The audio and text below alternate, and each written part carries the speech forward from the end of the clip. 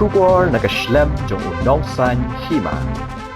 Kilaingot kinong yalam ki bahakmat jong Khadc Autonomous District Council kata uba Pynïaid sing Syiem ubalong u Chief Executive Member uba penchengan Syiem u Deputy Chief Executive Member Barim bat uba Lamphrang bala ubade u Chairman kila Liem no hagi Kyrtong jong kaseng Voice of the People's Party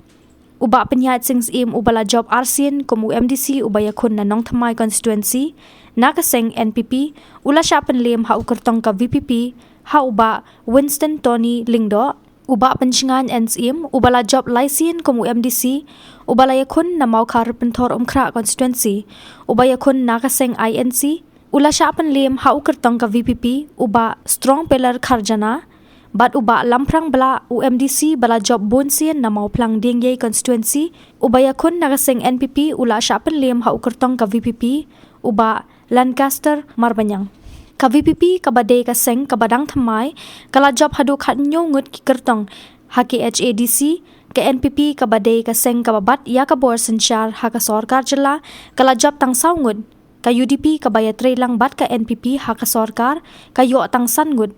ka HSPDP ka job tang uway ki Kyrtong shimet ki job arngut kat ba kaseng Congress ka Barim bah ha ka jala bat kaseng khnam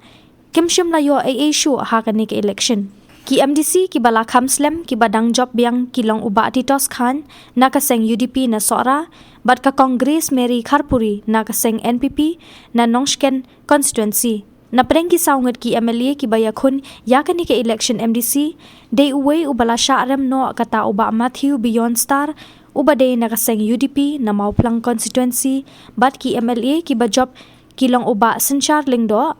na UDP na Soyong Nongsmung constituency uba Sosthenes Sotun na NPP na Jirang constituency bat uba Pius Marwen na UDP na Langren constituency.